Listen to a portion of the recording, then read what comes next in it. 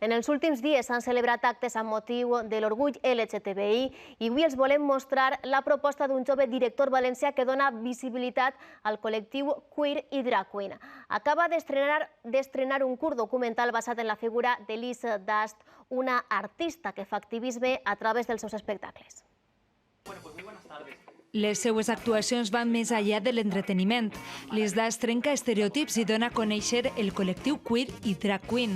Un colectivo que está muy poco entendido o muy poco valorado. Desde todo su espectáculo y de su performance, pues podemos conocer un poco más todo este colectivo y llegar a entenderlo, ¿no? Miguel és qui hi ha darrere de Liz Dust. Es descriu com un artista contemporani, però amb el seu llenguatge també vol ensenyar per de formació profesional. De la superficialidad, el entretenimiento, como digo, pero también hay una parte que yo, como soy profesor, me gusta mucho la parte informativa. Entonces, ¿y por qué no utilizar la parte informativa como parte de tu espectáculo? ¿Tú nunca has visto y una travesti has visto? Solo que A través de l'espectacle dona visibilitat a un col·lectiu que moltes vegades se sent incomprès o fins i tot poc respectat. Cuando hacemos entretenimiento en un espectáculo, estamos haciendo activismo, porque estamos mostrando una parte de nosotros, estamos dando una visibilidad hacia un público que desconoce mucho nuestro mundo.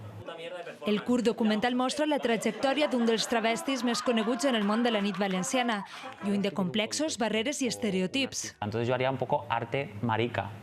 I això és el que fa. yo realmente no voy a hacer ninguna obra. Hasta que el dinero no lo voy a devolver.